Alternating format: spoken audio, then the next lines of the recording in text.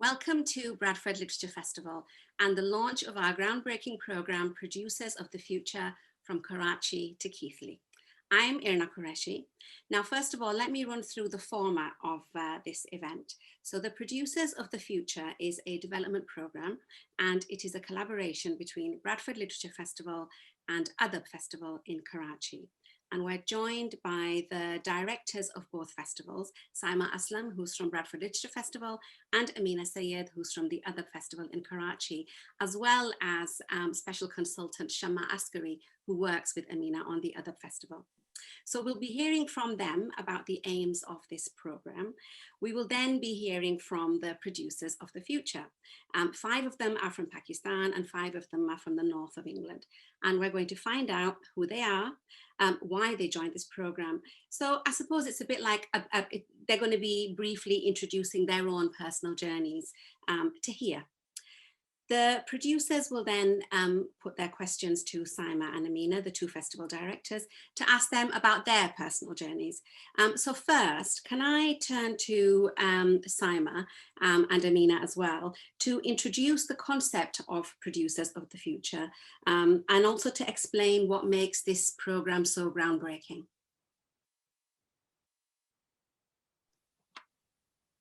Thank you, Ina, for that lovely introduction. And it's really lovely to actually be here today and to be joined by all our amazing producers of the future. I'm Syima Aslam, as Idna has said. I'm the director of the Bradford Literature Festival. This project for the Literature Festival is a really, really important initiative. So we've been working in the area of talent development quite a while now, and one of the things that I have been particularly keen to see has been more diverse talent, a bigger diverse talent pipeline being developed and given opportunities at different levels. And with this collaboration with Adab Festival, which I'm so pleased that we've actually been able to collaborate after speaking for so long, and with the grant from the British Council, for which we are extremely grateful because it has enabled the entire programme, we're actually able to put some of those concepts and ideas into practice. So from my point of view, it was really special and really exciting to be able to bring women of South Asian heritage from Bradford together with women from Karachi, because I think there is a unique learning that can take place, both in terms of the skills, but also actually in terms of that creative thinking, because I think our outlook in the UK is very different. It has roots in the subcontinent, but it has evolved into different areas. And I think actually that meeting of the minds will produce some really exciting and brilliant work, which I'm really looking forward to seeing. Thank you, Syima. Ameena, can you just explain what makes the producers of the program so groundbreaking from the Karachi perspective, from your perspective? Thank you, Irna. Actually, this is, I mean, even before the Producers of the Future came up, this was my ambition. When I started the Karachi Literature Festival in 2010, that was the first such literature festival that was held in Pakistan. And my idea was that it should not just be a festival, but it should become a movement in Pakistan. And these festivals should be held across the country and, multiple times in each place. For example, I mean, Karachi is a city of over 20 million, and one festival wasn't enough. So I wanted to create a model that others could follow. Because when I did at the Karachi Literature Festival, I used to be approached by people from Multan and Peshawar and Quetta, and they would say that, can you organize one for us in our city?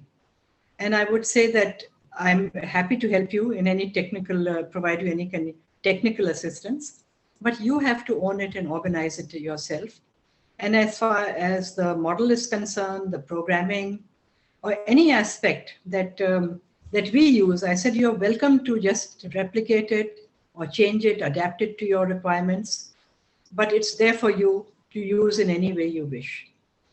And actually, it did lead to many other festivals in other parts of the city, of the country, even in places like Gwadar and Hyderabad and Quetta, Faisalabad. So it spread to, and it didn't remain confined to a literature festival. There were music festivals, there were culture festivals, and Sana, of course, organizes the Lahuti Melo in Hyderabad, which is wonderful. I have attended that. And I feel that this is actually Producers of the Future is an extension of that. Because I was always very conscious of the fact that people are learning, but they're learning by trial and error. They're organizing their festivals. And here, all of you, mashallah, across the country, are organizing your own festivals. I mean, learning how to organize your own festival. And you're getting professional training, which is wonderful because, you know, you will learn how to avoid the various pitfalls and you will get this kind of training will be, in a way, you will leapfrog into organizing your own festival rather than doing it slowly and through trial and error. So this, I hope that all of you will act as a catalyst and spread the concept of literature festivals across Pakistan, and I hope that you will cascade it to others within your region. So thank you very much. I'd like to thank the British Council for their sponsorship, and I would like to thank Syima Aslam and Irna and Pete, and of course the Bradford Literature Festival for their wonderful collaboration and support. It's been a great pleasure working with all of you. Thank you and Assalamu alaikum. Thank you, Ameena. Okay, let's now turn to the stars of this program themselves, the producers of the future. So we've got 10 women. 5 of them, as I said, are from Pakistan. 5 of them are based in the north of England, and they have been recruited onto this program. And we're going to be taking them through until the end of the year with some rigorous training in all aspects of producing and programming and development. So Madhya, can we begin with you? Hi, good morning, everybody. My name is Madhiha Ansari, and I'm a theatre practitioner, writer, and coordinator of arts programs from the north of England. Having spent most of my formative years in Karachi, Pakistan, it has really shaped my interest in my South Asian heritage. I was surrounded by the greats of Urdu literature and the culture of mushairas that has augmented my interest in Urdu literature and using the language in my own practice. Having an education, having a background in education, especially the special needs education, I'm really passionate about bringing arts engagement and participation to the most underserved members of our society, those that have the least access. And I'm on the course at the moment to be able to gain and develop my skills in producing, writing, and to be able to present pieces of autobiographical theatre work for stage. Thank you very much. Ishrat, can we turn to you? Thank you so much. My name is Ishrat Shaheen. I am fascinated from special cultural heritage that came from my upbringing besides the Indus River in the Thal Desert. The communities from Thal Desert highlight their presence with bright colors and folklores in the white, brown place. When I visit the Museum of Indus Valley Civilization, I realize that the customs, that techniques and materials are same that we are still using in our village. I have background in architecture and urban design that celebrate the connection of people and place. I aim connected with this program to work for communities with place through the revival of heritage. Thank you so much.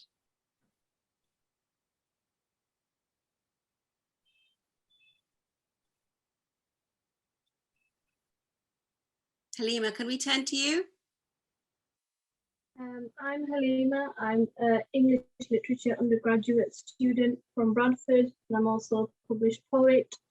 Journey into Urdu began as an 8-year-old writing an English poem that was published, and I realized that I needed a poem that resonated with my heritage and wanted to fuse my English identity with my cultural heritage of Pakistan. And I'm currently working on different pieces of poetry that merge both aspects of my identity.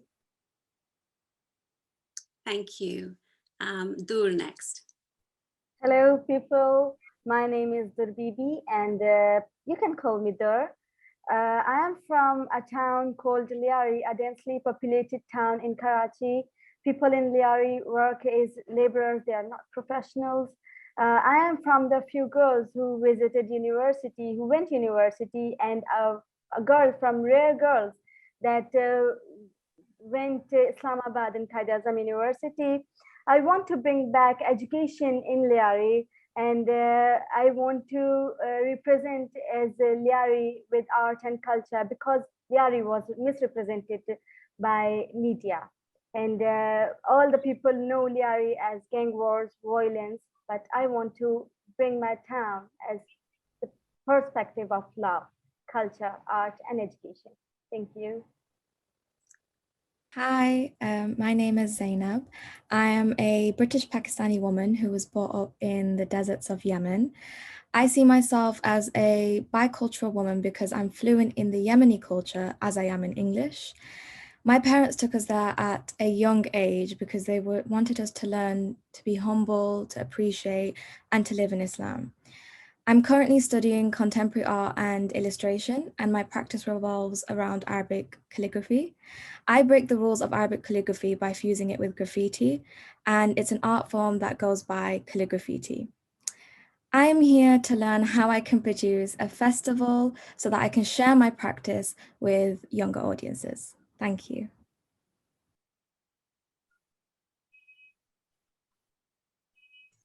Hi, I am Nashat and I am from Chitral. And while growing up in Chitral, we didn't have any form of expression for our personal experiences.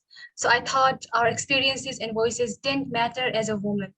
But then I participated in a vagina monologue at my university, and where I stood up in front of people and read out stories written by other women about their bodies. And it's from there I explored my passion to be able to write my own story and encourage other women to write their stories and present them. And my goal to be part of this program is to be able to acquire a networking, leadership, and communication skills so that we will be able to make a team and give this vision a reality. Thank you. Hello, my name is Sana and I come from a town named as Jamshoro. So Jamshoro is very well known for its nature. Jamshoro is located on the banks of River Indus and it is referred to as the City of Winds. 8 years ago, I started inviting indigenous and folk musicians on the rooftop of my house. This has now developed into Lahuti Melo, a weekend festival which attracts 80,000 people every year. My aim was always to bring people into Jamshoro, but now I want to take the festival to an international stage. I have joined this program to develop leadership, communication, and networking skills so that I can think strategically and professionalize the festival so it runs on international standards. Thank you.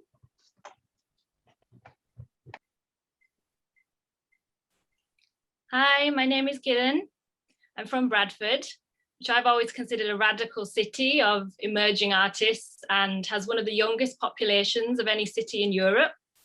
I've got a degree in history of art with a specialism in architecture, and I've worked in corporate governance, research, policy, advocacy, and cultural strategy, which I've used to create new models and forums for debate, dialogue, and ensuring marginalized voices are heard.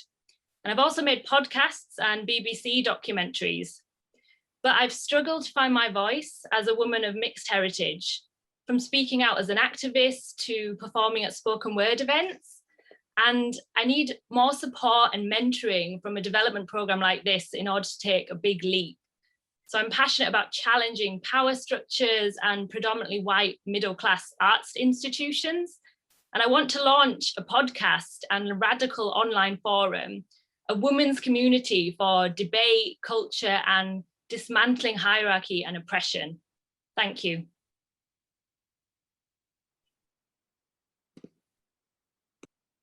Hello, I'm Vajiha, and I'm a singer-songwriter trained in North Indian classical music.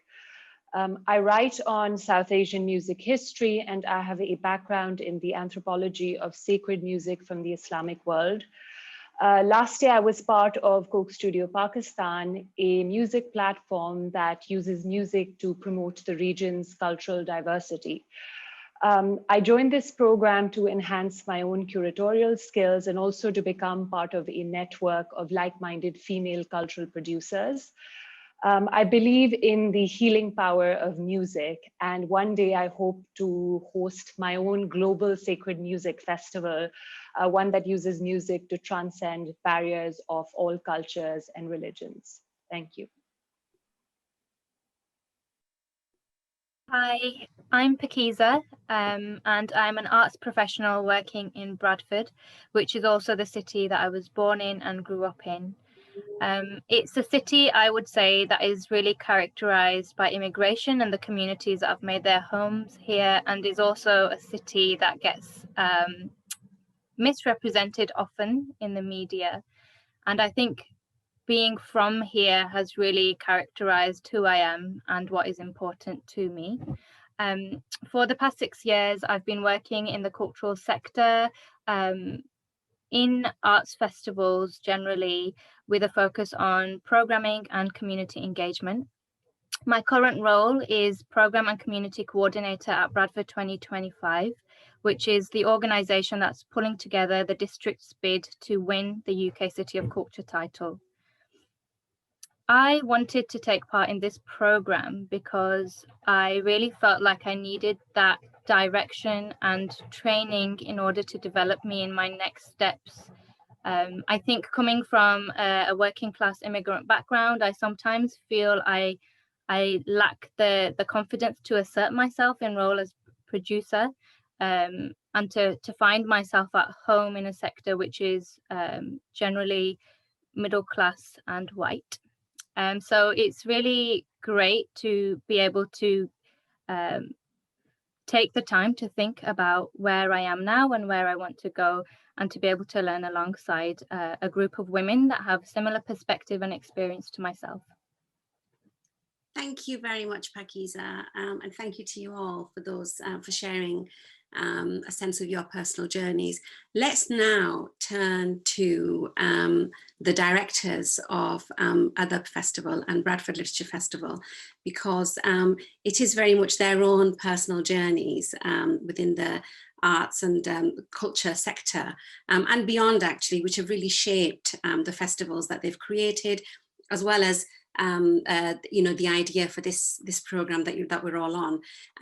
So with that, what I'd like to do is, I know that each of you have got very specific things that you want to ask Syima and Ameena. So I think, Madhia, you've got the first question. Yes, I do. Thank you very much, Irna. So I do believe that what our experiences in our formative life shape who we become as adults. So I wanted to put this question out to both of you, Syima and Ameena ji. Was there one moment in your formative years which planted the seed for who you've become and for the work that you're doing right now?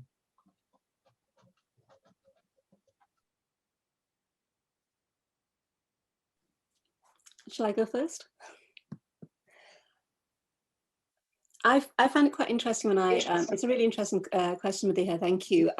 I always find it interesting when I look back to my formative years and the work that I was doing before I set the festival up, because I feel everything I ever did has led to this moment. But I think that there are probably two things that have really shaped my thinking around the festival. One was that my parents were first generation migrants to the UK, and my father sort of clung firmly to the myth of return. So we were always going to go home. And I think it's a very particular thing for first generations. I remember speaking to my cousin in the US a few years ago, and we were talking about her daughter. And she said to me, oh, but it doesn't matter, Simon, because, you know, we're going to go back. And I said, no, you're not. It's not going to happen. You just think you are. So because I was brought up with this thing of we were going to go back home, we for a while went repeatedly back home. So when I was 5, we went back to Pakistan, and I was in Pakistan for 2.5 years. And by the time I came back to the UK, because I was in a military academy at the time of the year, and I think English was down to 1 lesson. I'd lost all my spoken English, and I had to go to a language centre, which I did for 6 months. I got out of there very fast, probably because I was a little bit snobby. And didn't like the school I was in now, but also because my mother religiously took me to the library. So the big thing, I think, for me has been the library. And I think the library is such an important institution, so often undervalued.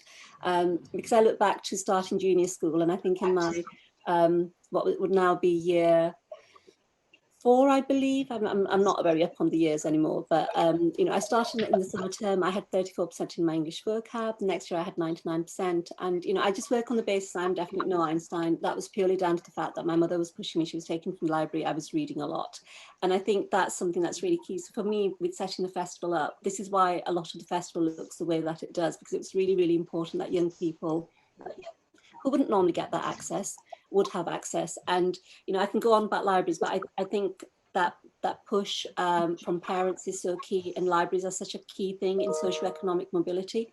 And I think with what we have at the moment in terms of policy and the cuts that are going on, this is something that's being overlooked. I think the other formative moment for me was having, you know, traditionally Pakistani parents with the push on maths and science. In my second year at my high school, I did really, really badly in maths because I just couldn't understand the teacher, and my mother was horrified. And so the next year when we went to the parents' evening, she was saying to my teacher, you know, this is terrible, blah, blah, blah, through a translator because my mother doesn't speak English. And my maths teacher at the time, a lovely gentleman by the name of Mr. Hogley, said, it's absolutely fine, I will give her extra lessons, which he duly did. And I got into the top set for maths. I did my GCSE, got an A, did additional maths, all of this kind of thing. But I look back at that and I think that was a teacher who took that time. And he said to me, he said, if you weren't intelligent, you wouldn't be at this school. So if you don't understand, it's because we are not teaching you in the right way. And I think, again, that's really stayed with me. And I think, you know, we have all this thing about failing schools and kids who, it's all about, you know, the push that kids are getting from parents and from their teachers. So it might seem very removed from a literature festival, but that's the thinking that went into the creation of Bradford Literature Festival in terms of the schools program, the accessibility that we have, and actually for programs like this, that talent pipeline, because there are lots of barriers for different parts of you know, the site, I think particularly for this sector, and that thing of, you know, who feels included, who feels they can take part, who feels they're on the fringes, and that thing of, you know, this space isn't for me, this event isn't for me, these are not areas that I can go into, or these are not aspirations that I can have. So those were my formative things. Sorry, gone slightly off track, Edna, sorry. I'll hand over to Ameena. Thank you, Syima. Well, actually, I think the sort of seeds of literature festivals were also sown for me by my parents. My father was an avid reader, and somehow his favorite was Charles Dickens. And he would read all of Charles Dickens' books and actually underline the parts that he liked. And I would watch him reading those books, and I didn't know anything about Charles Dickens. So I said that, have you ever met him? What is he like? And of course, my father said he had died a long time ago. But I became very curious about who Charles Dickens was and how can I get to know more about him. And sometimes I would say, I wish that he was still around. And then also my parents, so I became very interested in interacting with authors and frustrated because I couldn't interact with Charles Dickens. And then my parents were both very interested in Urdu poetry. And they would recite it and they would read out to me. And I'm sorry to say, I'd get bored. I wasn't interested, I wouldn't pay attention. And they tried very hard to get me interested. Until one day, they invited a poet to the house. I mean, one of their friends who was a poet. And he started reciting from his own works. And, that got me excited. I became very interested in Urdu ghazals and nazam because I heard it straight from the poet himself. And I think that is really how I got interested in festivals, because I was very conscious of the fact that in Pakistan, people were not, because I was a publisher and I was publishing books and I wanted them to be widely read and widely sold, which they weren't. So I thought, somehow I have to make it, I have to shout from the rooftops to people to say that, please buy books and read them. And I felt the only way to do that, to get people interested in books, is to connect them with authors so that they come face to face with writers, and maybe that will interest them in festivals. And actually it worked to a large extent. Thank you, Ameena. Ishrat, you have a question. I want to ask, I want to really understand how you turn your passion into your future path.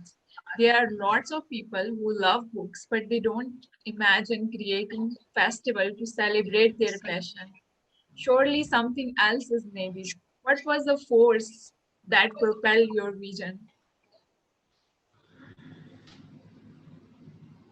Syima? I would say probably a moment of madness. A madness and ignorance of complete ignorance of knowing what festivals are about and what it actually takes to make the entire thing happen. I think for me, I mean, I love reading. I love reading, and I could happily read all day long. I think that the thing that created the festival was not just my passion for reading. It was the other things that I was seeing around me. So Bradford, and Bakiza mentioned this, and Kiran has mentioned this also, Bradford has a very particular makeup. It is a city that has been shaped by migration over hundreds of years, from, Jewish German immigrants down to the South Asian migration and Eastern European.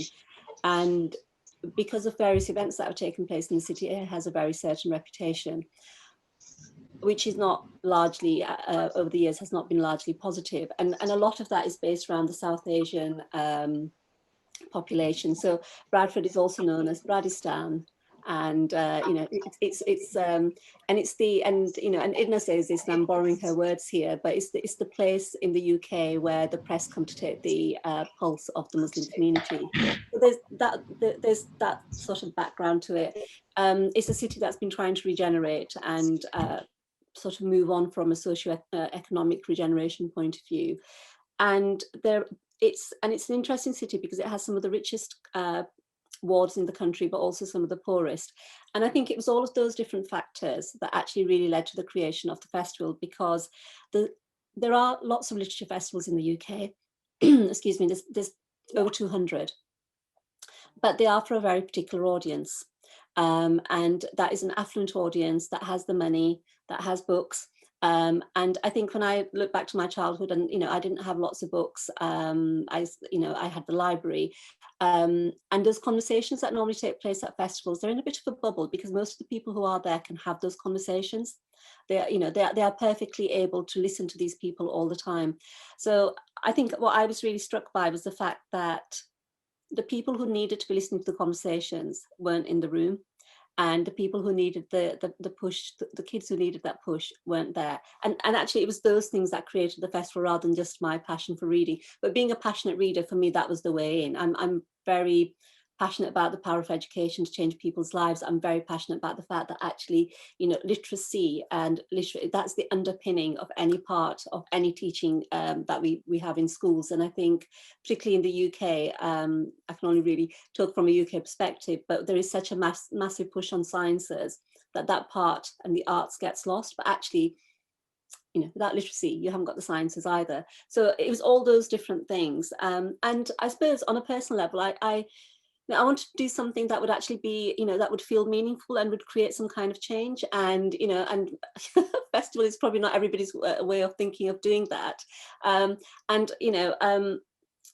really, it was an idea. It was an idea that came into my head, and I discussed with Irna, and we had lots of conversations about it, and the Literature Festival was born.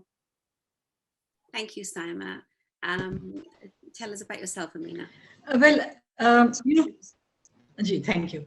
For many years, I've been very conscious of the fact that in Pakistan, we have so many writers, I mean, world-class writers and poets and researchers. And I used to think that, Pakistan is actually a writer's and a researcher's delight, because there are so many subjects, so many interesting subjects to write about. The poverty, the karo-kari, and there is just an incredible amount of material available in Pakistan. And actually people were writing about it, and they were doing their research. And we had some wonderful poets and novelists. And I felt that, they're not known beyond the country. They don't have, we didn't have any credible awards in Pakistan, literary awards that were given to these people. And I felt that they deserve so much more, that our Pakistani writers should have a place in the sun. And they should become like rock stars, because many of them were. They were changing society, they were changing the way people were thinking. And many of them were very bold, and they would come out of, they were asked, especially women writers were expected to stay within a certain, within certain boundaries. And many of them just crossed it. People like Fehmida Riaz and Parveen Shakir, Kishwan Nahid. And they suffered for it, but they kept on at it. So this was something that I felt that, we have to project our writers. And actually my dream came true when I went to the Jaipur Literature Festival in 2009 for the first time. And there I saw the Indian writers. I saw people chasing them with their books, asking them for their autographs, and, they had a regular fan club. And I said that why can't our authors get the same treatment? And that is when I decided that I have to replicate this in Pakistan. So I attended the entire festival for five days, and I, whatever I could imbibe in attending their sessions. And actually I started planning the Karachi Literature Festival immediately. And I started talking to many of the authors over there and saying that, will you come to Karachi if I invite you to a festival? And so I made the initial contacts over there. And that's how actually the Karachi Literature Festival was born in 2010. When I came back to Karachi, I met my literary partner. I had gone to somebody's house for tea, and I met Asif Farooqi over there, the late Asif Farooqi. And I mentioned it to Asif. I said, Asif, I've just come back from Jaipur, and this is what I saw, and let's plan one here. And without a moment's hesitation, he said, yes, let's do it. And that began our literary partnership, which lasted 10 years. And he very sadly passed away last year. We just had his first death anniversary. Enormous loss. And actually it broke me for many, many months. And I felt I can't do it now. Until actually the Bradford Festival, until this, the producers of Future event came up. And it's been therapeutic for me to be a part of this, and it's now given me the strength to return to the field. So thank you, Syima, and thank you, Irna, for giving me this opportunity, for bringing me back into festivals.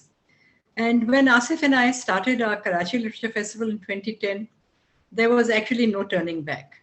We organized 9 of those, then we spread it to the Islamabad Literature Festival. We had 5 of those. So that actually acted like a great, for me, it was something that I learned and at Jaipur. But it just fitted in with all my thinking that I've been having. And the first thing I did at the Karachi Literature Festival was to organize a literary prize for fiction and one for non-fiction. And these are very credible prizes that have been given, so much so that authors who get them now put them on the cover of their books, that they have been given this literary prize. Thank you, Ameena.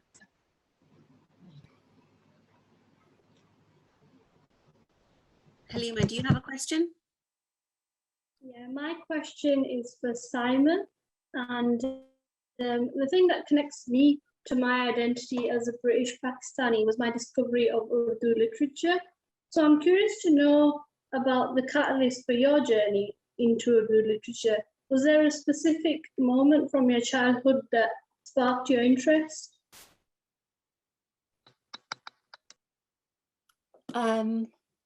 I don't know about a specific moment. I've always been a bookworm. I think part of that is I'm an only child. So I don't know whether it's that all only children are bookworms because there's no one else around to play with. But I think, you know, looking back, even those couple of years that I had in Pakistan when there were plenty of people around, I always read. In fact, where my father is from, there was a bookshop on the corner where you would sort of, you know, then go on to his village, and the bookkeeper would recognize me and start laughing every time he saw me because he knew, you know, I was a definite sale. I was definitely going to buy a book. And I still remember this little collection that I had in Pakistan of about 70 or 80 books really fondly. And I have always been a bit annoyed with my mother that she didn't think to bring them back to England with us. I think because I'd had that time in Pakistan, I mean, I look back at that as being really, really formative. And despite, you know, we had family friends who said to my mother, you know, this madness, you keep like flitting backwards and forwards. And I think when we came back when I was 8, she was told, you know, you need to stay in one place now, otherwise she's never going to get an education. You're just going to be sort of running around like this all the time.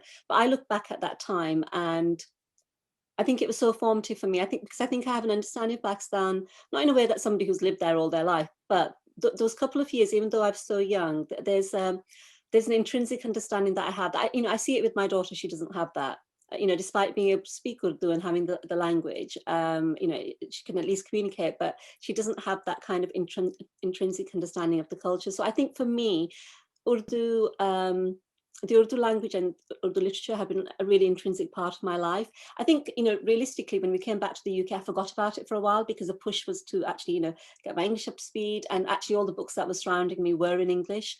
But I think when I was about 11 or 12, I read a book, the name I can't remember, but it was a modern English classic. And there was a poem in it that I fell in love with and I wanted to keep hold of. So, you know, we used to have like a Saturday trip into town and I duly bought myself a notebook and wrote it down. And I don't know whether with my mother, because there was, you know, and my generation who grew up in the UK, there's this constant thing with our parents where they're always trying to counter everything English with everything Pakistani or, you know, Asian, Muslim, because they're worried that you're going to drift too far off.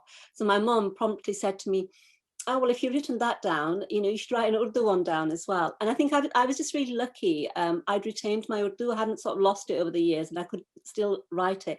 And I still remember, and she quoted me, you know, Iqbal's Khudi ko kar buland bitna ke har takdeer se pehle.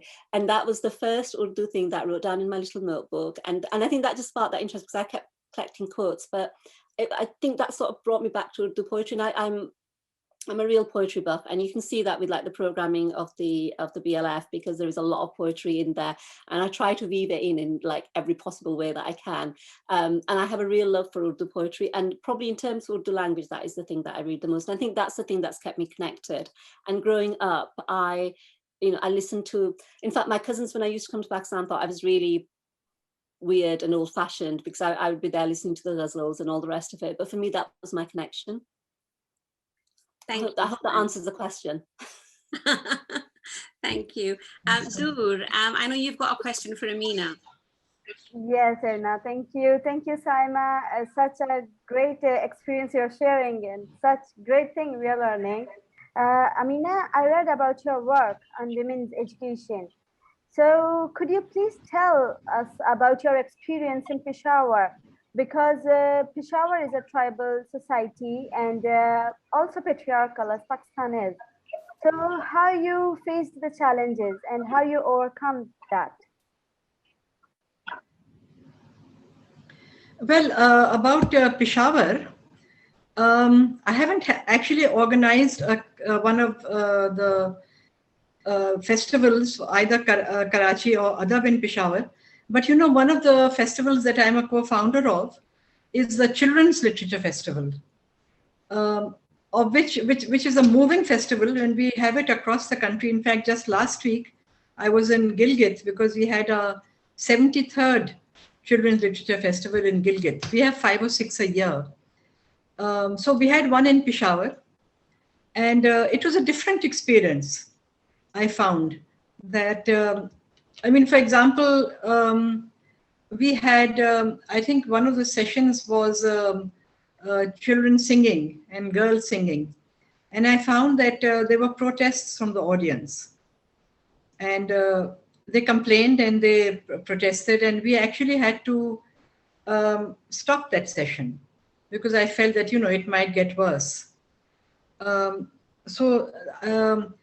you know, the lesson I learned was that I feel that, you know, our festival, we can't just take one festival and replicate it in another part of the country.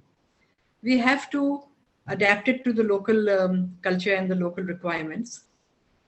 But, you know, at the same time, I get so many requests from people from Peshawar to organize festivals over there. Again, I tell them that please organize it yourself. I'm there. I mean, if you need any technical support, I'm prepared to help you. So there is a need to have festivals in Peshawar, but we have to, of course, have it according to what people's expectations are. I hope that answers your question, Dur Bibi. Yes, Saina, thank you. Thank you. Zainab, have you got a question? Yes, I do. So as an artist, I love delivering workshops in the community, and I would really love to do bigger ones. But my struggle is finding people to help me and leading them. So my question is, when you were both just starting out and there was no money, how did you create a team around you that you trust, you know, would be there?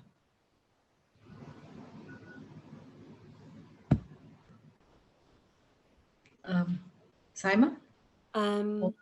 Yeah, I completely understand your dilemma.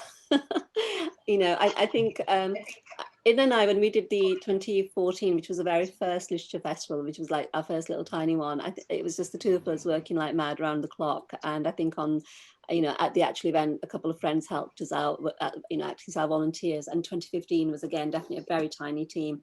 In fact, Bakisa was one of our interns at the time. I think it's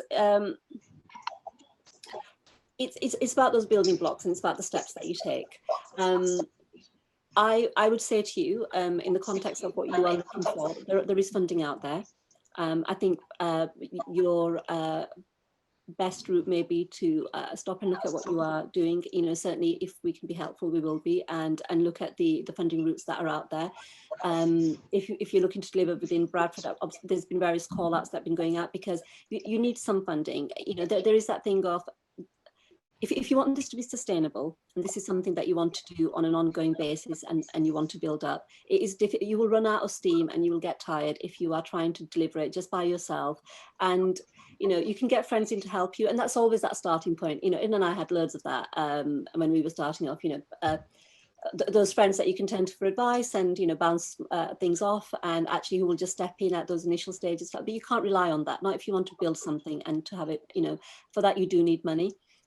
Which is, you know, it's the thing that, you know, I find now that with the festival, a lot of my time is spent on the fun, all the things that actually keep it going, rather than the bit that I actually really love. And, you know, as an artist, you probably don't want to be sucked into that, but at the same time, it's about creating that balance. So I would say to you to just have a think about what's out there. There'll be people who can help and advise you that. We can certainly point you in some different directions for that. And then you might have, you know, what you're doing is very unique, which is lovely. And, you know, because we don't have enough of that, there will probably be some people who have, I'm thinking of people like, you know, Arsal Arabic, you know, Muhammad Ali, you know, other people locally who might be able to give you some advice in terms of people who might be interested. Because if you want to build up a team, you are probably going to have to train people up and put sort of a bit of time and effort into that, because I think it's going to be difficult for you to find people who are just like, yeah, we get what you're doing and we can completely help you. And it might be that, you know, you don't necessarily need to replicate. You might just need, you need to think about where you need the help. You know, if you're running the workshops, which is the bit that you actually need the help with, because it's not necessarily going to be artistic. It might just be actually somebody who's got more of a, you know, they can manage the people and clear the things. So think about, you know, break it down in that kind of way. Think about what you need. Think about how much you would need to actually do that? How much do you need to sustain yourself to, you know, so that you can keep your practice going? How much would you need to actually run the event? I would approach it in that kind of way. Well, I think that's a very important question because, I mean, I'm just thinking of the other festival, which I started with no, I mean, the sort of idea was when it was being finalized, actually I had no help, no financial help or no human resource. And I'd like to thank Shama because she just volunteered and came up and did so much work. And you know, I just felt that people volunteered because at that stage, I did not have the resources to organize it. But then the most difficult part is actually fundraising. But by then, you know, festivals had become so well established that, you know, when we started our fundraising, we got a very good response. So much so that, you know, even the governor of Sindh said that you can use the Sindh governor's mansion for the festival, and he gave it to us free. So we had it over there. And so, but you know, I think when you're passionate about something and you're committed and you go to people for help, I think they come up with whatever help they can give, including people who can't help financially but who give their time. So I think if the cause is good, and I think everyone, at least in Pakistan, I find that people love literature festivals. They love the concept, the idea, and they're prepared to come forth. These days, of course, because of COVID, things are different, but I'm sure that they'll get better. Thank you, Ameena. Thank you, Syima. Nazat, do you have the next question? Yes. So my question is to both Syima and Ameena.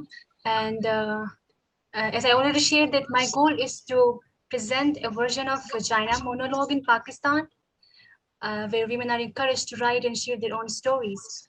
But even the thought of initiating such an event in Pakistan is quite intimidating for me.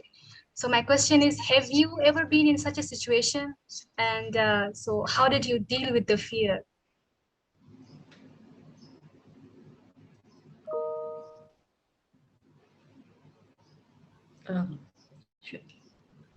Shall I? Yes. Do you want to go first, and I can follow up? No, after you. I think it's a really interesting question because the vagina monologues obviously is a very, you know, it's a very particular branding as well, which you'd have to think about how it translates. My personal experience with, you know, with running BLF and running things in Bradford, which is actually highly conservative, is the thing that actually the Muslim community in Bradford is really, really conservative.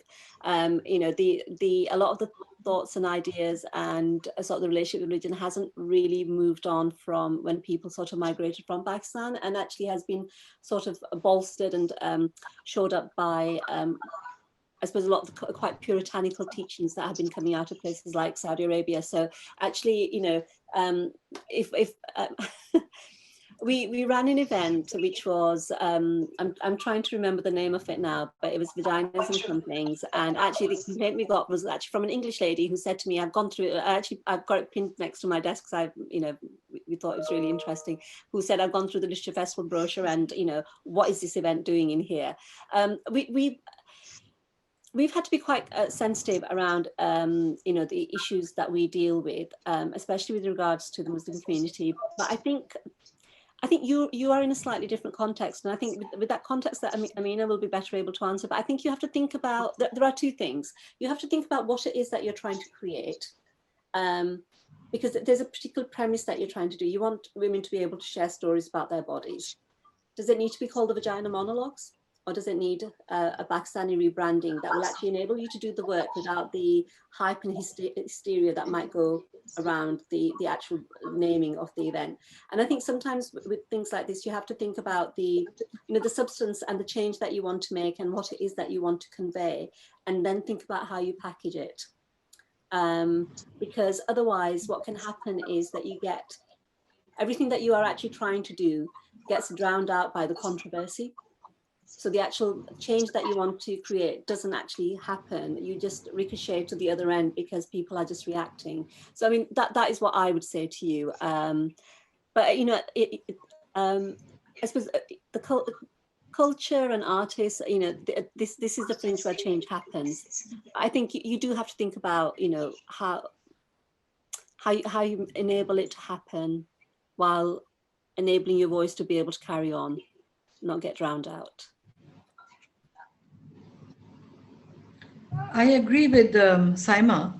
I mean, Vagina Monologue has been performed in Karachi and I have attended it, and it went without any issue at all. But that was a very small, and I think it was an invited audience, or at least people were invited to buy tickets. But I would not have it at any of our literature festivals. At least, as Syima says, I would not use that title. And the reason is that our festivals are open to the public. Anyone can come. And of course, it's very important to discuss difficult topics, and which we do. But it's also important to make the festival sustainable.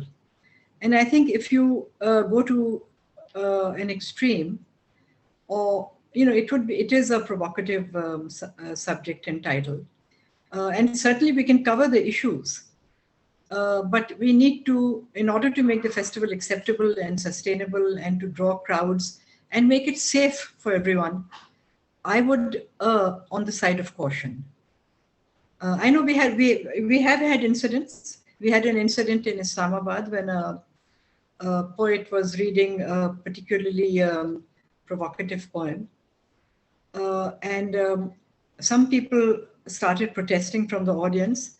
And actually, one or two people tried to walk towards the stage to reach the poet. So we actually had to call security to prevent them from reaching the stage. And after that, I realized that, you know, we have to be careful and be cautious, because only then can we carry out objective of you know, organizing festivals and keeping our audience and our speakers safe. Thank you, Ameena. Sana. Hi, so my question is to both of you, and it's about leadership. Both of you have to take on multiple roles in different situations. How does one person wear so many hats? And what's your strategy of managing all that role switching? Thank you.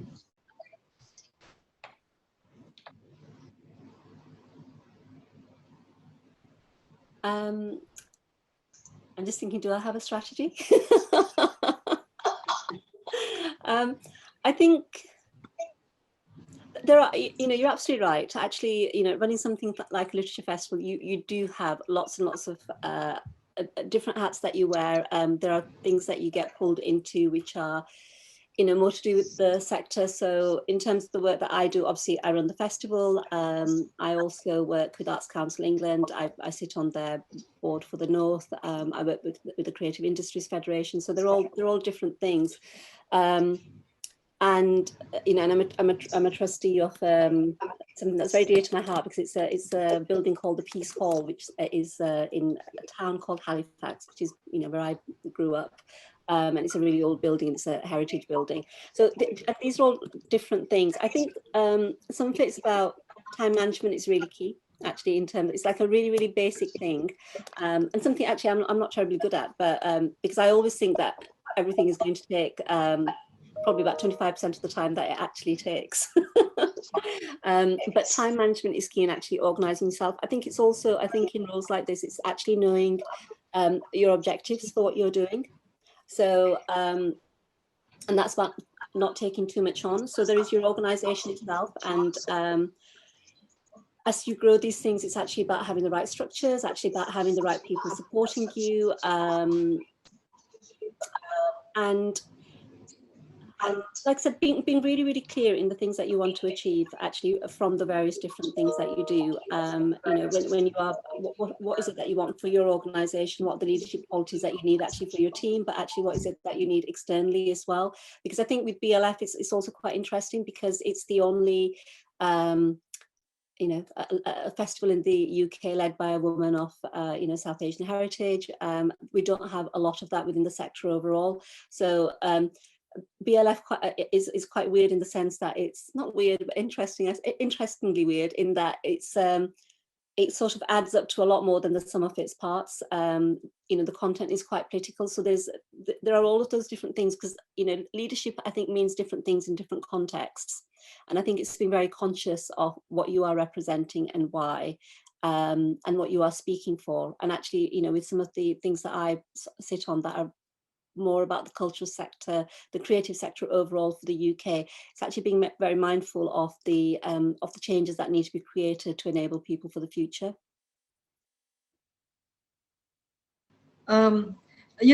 I have had a wonderful team, and they get a lot of, they've been extremely helpful, and I find that all my team members are so experienced that they really handle their part of the work very efficiently. I'm particularly careful, in every hall, when we have our festivals, we have multiple halls. In every hall, I place somebody who is really experienced at dealing with an audience, because sometimes an audience can be very difficult. I remember in Karachi, for example, an author was speaking, and suddenly people started shouting and saying, "Why are you speaking in Urdu? This is Pakistan. Why are you speaking in English? This is Pakistan. Speak in Urdu." Or sometimes they would say, "Why are you speaking in Urdu? Speak in Sindhi." So it's not easy dealing with an audience. Or sometimes, they would start speaking from the floor out of turn, or during the question and answer session, if they were asked to ask a question, instead of asking a question, they'd make a long speech. So I think the most difficult part is dealing with the audience and keeping the decorum of each session. But I must say, I had a wonderful team who knew exactly how to bring down the temperature, calm these people down, so that the session could continue. So I think it's all about having a great team and empowering them, which has worked well for me. Thank you. Kieran. Thank you. So my question is to Syima, and she relates to something you touched on earlier around who feels included and who feels like they can take part. And for me, looking at the white male dominance within the arts sector in Britain, especially in leadership roles, I often struggle with, I come up against internalized and societal oppression. And so as a Pakistani Muslim woman in such a high profile strategic leadership position in this sector, what kind of things were thrown at you? And how did you find that inner defiance to tackle any prejudice? Thank you. That's a really interesting question. I think the culture sector and the makeup of the culture sector that we have, and and I know there's been a particular focus on this post BLM, particularly over the last year, but obviously it's been an ongoing discussion for quite a while. Arts Counselling, the last strategy was, it was about, there was a lot around the creative case for diversity. The new strategy is very inclusivity is very high on the agenda. There's been a lot of focus post BLM. I think in terms of things that have been thrown at me, I think things vary, and some things are about people's perceptions. So, a lot of people think BLF is actually a South Asian Literature Festival. It's the Bradford Literature Festival. If it's because it's being run by myself, there's an automatic assumption sometimes that it's not actually a mainstream festival sort of working across the board. And I think that's just that's just a reflection of those connections that people make in their mind. I think a lot of these things are about the changes. They just point to the changes that we need to create. I think my personal attitude of things tends to be, there's a journey. There's a journey that countries go on, and there's a journey that sectors go on. And for me, it's actually about how you enable that journey.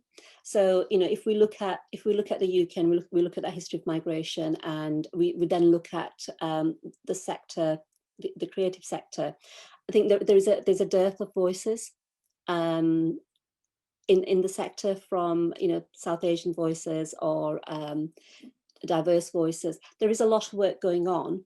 I think what can happen is that a lot of the work that is ethnically diverse doesn't always move beyond the grassroots. So it doesn't get to that point where it actually starts engaging with sort of larger organizations, with more of the structures that are in place. And actually, in order to actually create that change, it needs that engagement. So and I think this, a lot of this is about how I approach things. So for me, I think, you know, there is a change that needs to happen. I think we're all very clear on that. You know, I think BLM was a great opportunity because it highlighted that. I think what we have to be really careful of is that what we don't happen is, you know, we always get moments like BLM, sadly, you know, that there isn't a moment, and then there is all the rhetoric, and everybody wants to say what they are doing about this. And then the noise dissipates, and there isn't necessarily quite the same keenness to say what we are now doing about this. And I think for me, you know, I feel the work that needs to be done is it's about that sustained energy, because I think sometimes people can get caught up in the moment, and, you know, we want to run in and we want to change it all and remodel it and make it into what we need it to be. But I think it's about recognizing the fact that things do take time in order for it to be a sustained change. Because I think when people pivot on a sixpence and they say, we were here and now actually we're going to be there, without actually taking all the steps, that thing then can pivot back again, if that makes sense. So I think from my point of view, I think in terms of things that I have faced myself, I think, you know, I personally try to work on the basis that, you know, people are not necessarily being malicious. There isn't always the understanding. You know, when I talk about BLF, I work on the basis that it takes time for people to get up to speed with what BLF is. I know certainly when I employ people, it takes time for people to get internally up to speed with what BLF is, because there isn't that kind of structure in the UK, because we don't have those things that bring together all the communities, and we want to be international, and we want to be this, and we're going to bring it all together in one thing. So I tend to take it from that point of view. Yes, of course, there are people out there who are prejudiced, and, you know, and that's always going to be the case, and that's the case in every society. But I think if we want to create that sustained change, is actually about how do we engage? How do we actually move artists and organizations beyond the grassroots with the right structures? So there is the engagement. So there is that, you know, so there is that step into the sector, which then builds up over time. I think, you know, we're not going to get an Opera North happening overnight, you know, that kind of scale from an organization, if it hasn't taken those steps as well. Sorry, it's probably more of I'm talking probably about a longer game here. But I think, you know, for me, when I think about this, the thing that I think about is my daughter. And I know that the world that she is in and the world that she has grown up with is very different to the one that I grew up. From the point of view of, I think there was a lot of hope when I was growing, or maybe we weren't aware of, issues weren't politicized in the way that they are now. So when I was growing up, you know, the battle was, how do I balance my, you know, the culture at home with what I've got outside, and how do I bring the two things together, and how do I merge them? And I think, you know, my daughter's 18 now, so I was very keen when she was growing up that she didn't have that, you know, she didn't have that dichotomy. She wasn't forever trying to work out her identity in that kind of way. But I think what and it's something actually we're talking about in the festival this year, but that whole thing of the post 9/11, the post, you know, whatever, I think, you know, this generation have grown up under a very different shadow, and there's a very different lens, particularly on Muslim communities. But actually there's with everything that's been happening, if you look at America, if you look at the UK, if you look at what's going on in Europe, we are in very different times, and they're quite polarized. And actually, so when I think about these things, I think about, you know, I think about Theba, I think about Nuri, who's Idna's daughter, and I think about the world that they are moving into, and things that they want to do and they need to be able to do without those barriers. And So we need those structural changes. So we need those mindsets to change in order to enable that, because we don't want to be having these conversations yet again in 30 years' time. And there's too much that happens that's cyclical. And I'll be quiet now because I could go on about this forever. Thank you. Ameena, can you talk to us about prejudice that you faced? And for you, as Kieran was asking, I mean, have you ever struggled with imposter syndrome in your role?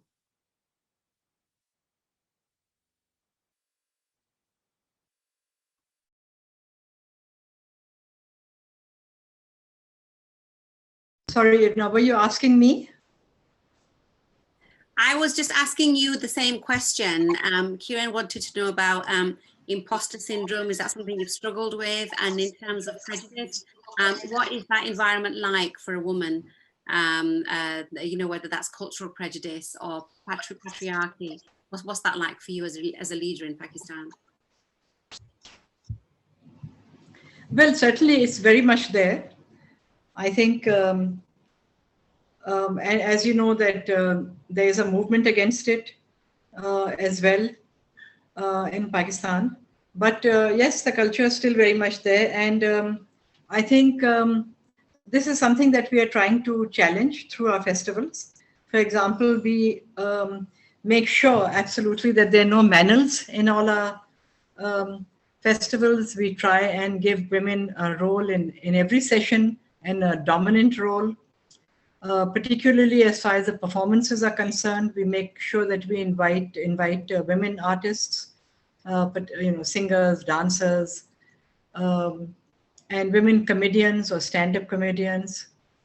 And I find that the more visibility that women are given and the more prominence, the more people get used to it. And it is acceptable. I don't think that we've had any particular instances that I can quote when there were any protests or any complaints about the position that women hold in our festivals. Ameena, what about you personally? Your personal position as the director of Adab and as having established the Karachi Literature Festival as well. What's it been like for you personally? Oh, I see. Well, personally, I think I haven't had too many challenges. I know that I have done a lot of running around for fundraising personally, but being a woman did not become a handicap for me. I certainly, professionally, in my job, I have faced a lot of prejudices and about this, but fortunately not in organizing festivals. That hasn't been a problem. So I've been quite fortunate that I haven't faced any major challenges as a woman organizer of festivals. Thank you. Vajiha, I think you have the next question. Thank you, Irna. So my question is for both Syima and Ameena, and this is about mentorship, because this is something I struggle with. And Syima, you and Kieran both mentioned, there's a dearth of women in influential and leadership positions, including in the cultural sector, and particularly as you climb up the ladder of success. So how important has it been for both of you to seek out female mentors? Syima, I know you've had the opportunity and luxury to work with someone like Irna, but who are some of the women or people that you've turned to for advice and support as you've been climbing up in your positions? Thank you.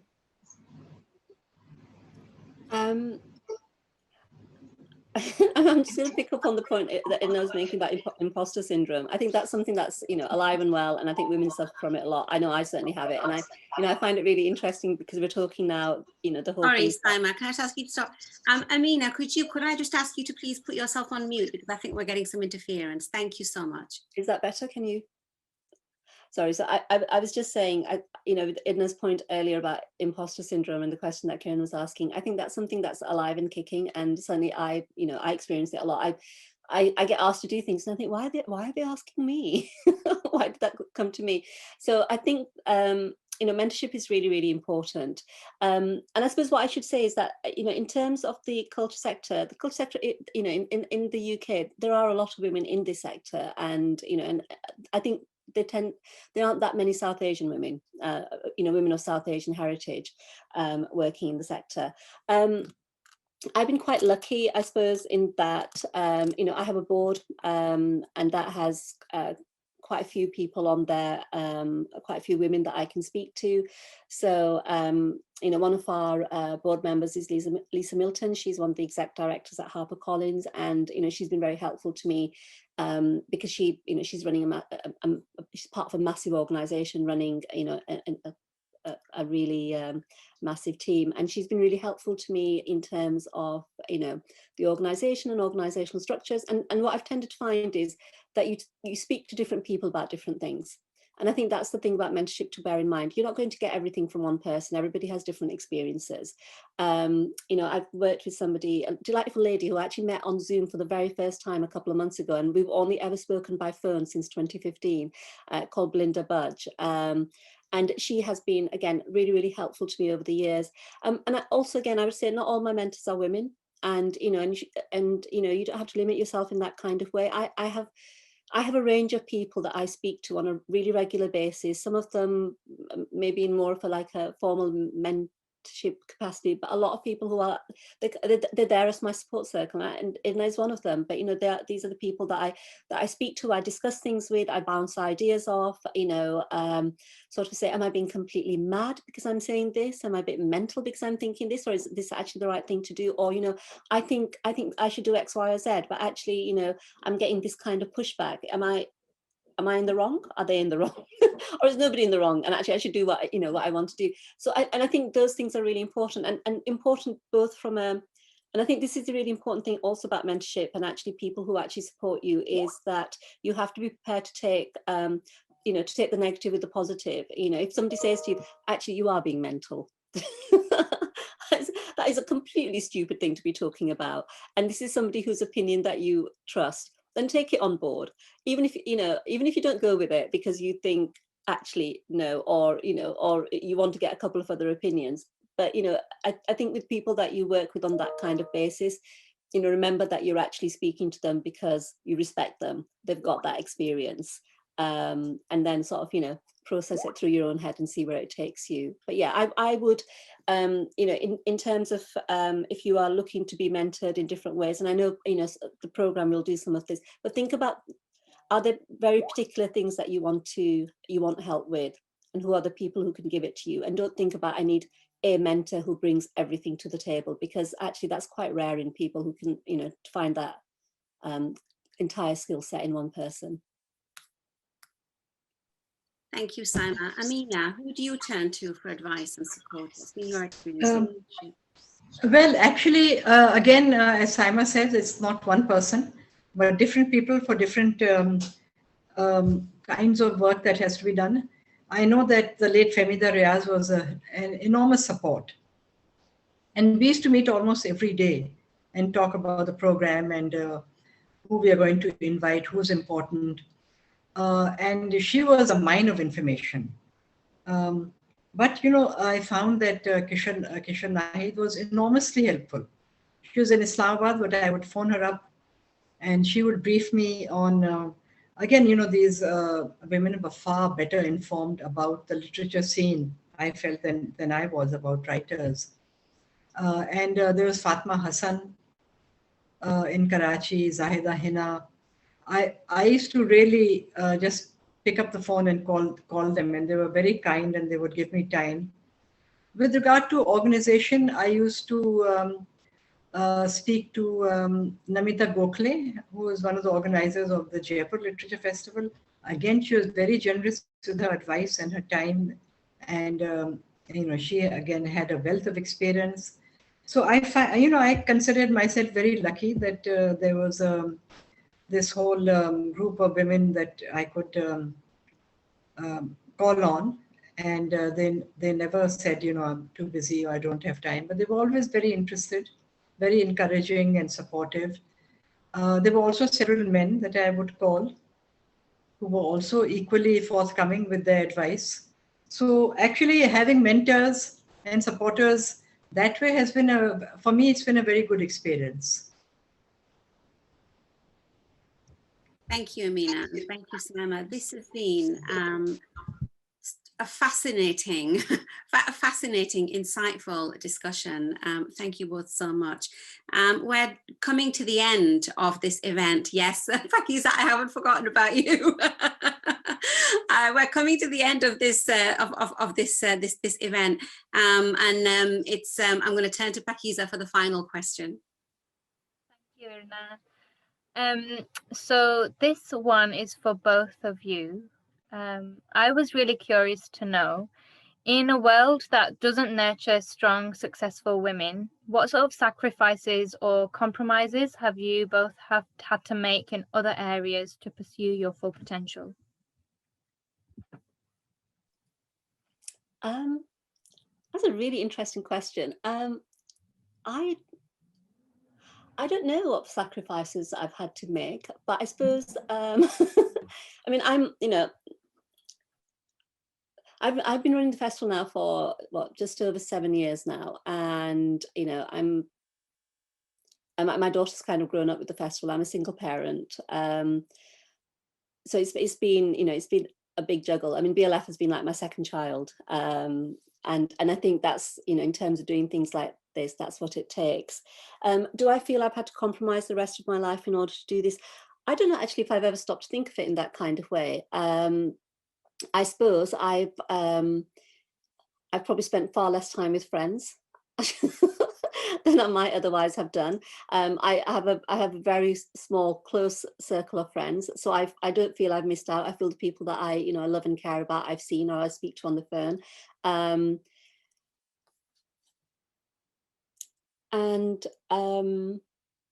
I don't know. It's a funny one, actually. I was thinking about it the other day. I'll be honest with you. I feel enormously privileged to be doing what I'm doing. I feel really, really grateful to be doing it. I think there was an idea that came up in probably what was a bit of a mad moment, and and it's grown into this. I'm doing something that I love. I'm doing something that I feel is worthwhile and makes a difference. So I think probably because of all of that, I haven't really stopped to think about have I been making sacrifices along the way. I think probably because I'm just hugely into what I do.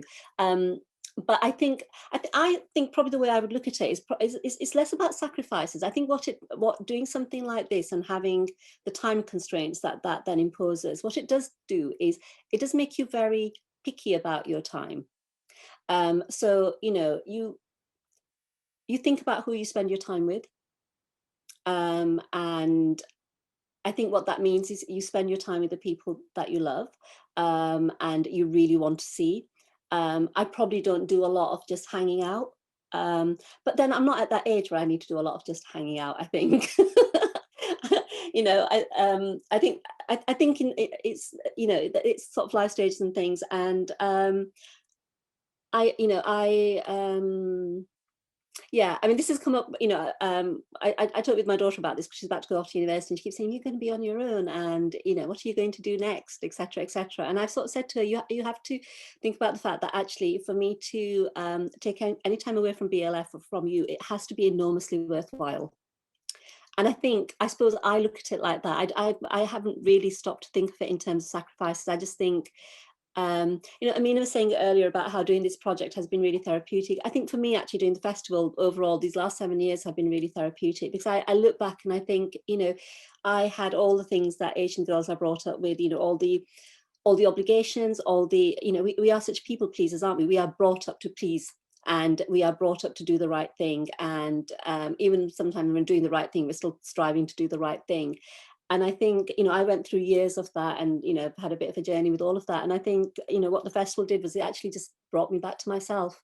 So I think that's probably why I'm not answering your question very well, Pakiza, because actually I feel really happy doing what I'm doing. I feel really happy with the place that I'm in. I'm happy with my group of friends. I'm happy with all of that. So, and yeah, and my daughter's off to university soon, touch wood. So, maybe there'll be more time for other things. Ameena, tell us about your experience Does that mirror Syima's, or is it very different? Well, yes, it does in a way.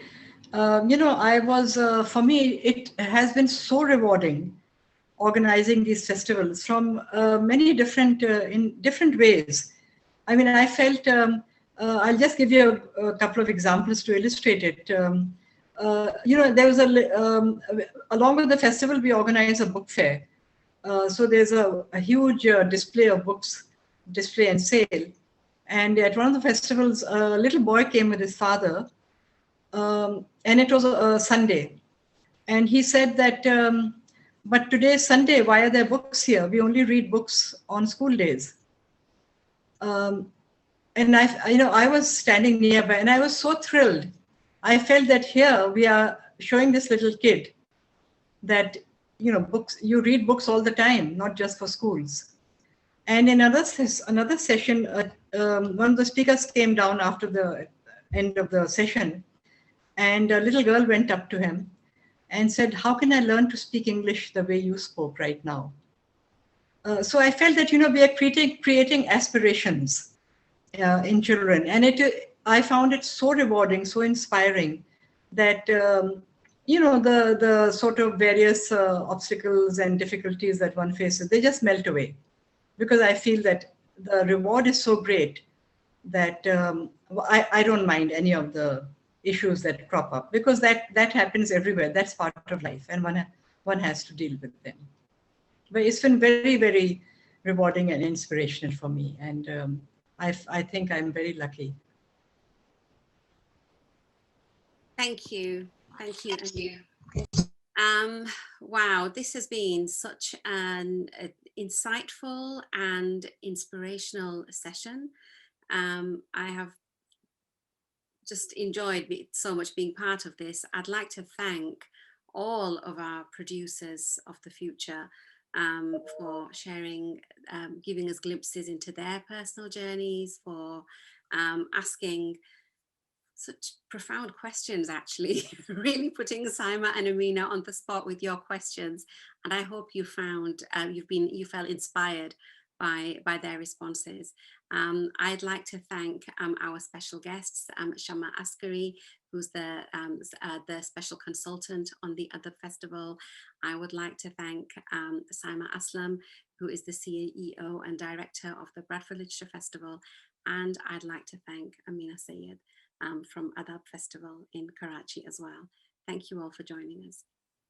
And I'd just like to thank Ameena Qureshi for organising all of this and running this so beautifully. Thank you. So do I. Thank you, everyone.